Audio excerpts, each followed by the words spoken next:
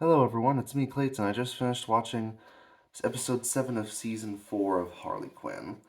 So with Harley's mental state completely breaking and her trying to figure out who the doppelganger was at the villains area, it seems that Batgirl has figured out that Joker could not have been the one to kill Nightwing, especially considering he was being tested for sleep apnea. And she reveals this while Joker is in the middle of an interview with Dr. Psycho, which is being watched by a ton of his podcast friends. So, yeah, Joker's reputation's basically going to go down the gutter at this point.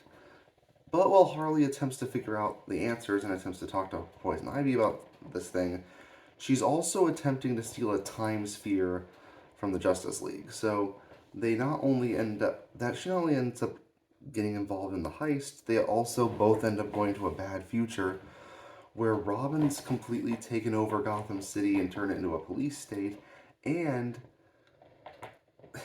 get this, they meet her. They meet Harley and Ivy's daughter, who's named General Neytiri.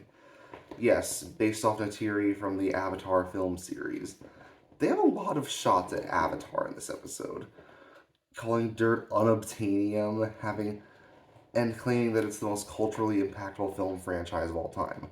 When really, both Avatar films just happened to gross a ton of box office, but barely anyone remembers the characters and themes of them, since it's a very generic film series that ultimately has deserved a lot of the mockery that it's gotten over the years.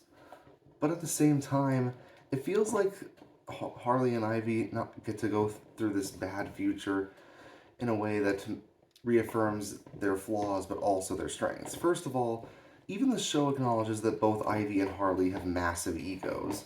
But then again, they're both supervillains and they've gone through so much together that I'd expect their egos to be pretty big. On top of that, we even get to see one of King Shark's kids that ends up being pretty helpful. King Baby in this instance. And yeah, if you liked King Shark, King Baby is kind of very similar, so I'm glad that he shows up here. But I'm kind of surprised we didn't explore this bad future a bit more. There's a lot of good material from it, and the fast paced comedy does imply a lot of interesting stuff, but we're only in that bad future for the majority of this episode, and we probably won't see that one ever again. Especially since we're in a different future at the end of the episode that's just 6 days in the future. Which, and given how many insane things have happened in the series so far, I can kind of imagine a society going to hell in just 6 days. But they're probably gonna spend some time building up the reveal of exactly what went down in those 6 days that caused this. Especially considering that Poison Ivy has been running the Villain League pretty smoothly so far, and given given Harley's mental state and given how she's basically been going crazier than usual, I can imagine her being responsible for this other bad future in a way too. But I'm still sticking by my theory that the doppelganger is Clayface. And given how Clayface has been in very little of the season so far, I believe that would make the most logical sense. But we'll see how that goes next week. See you next time.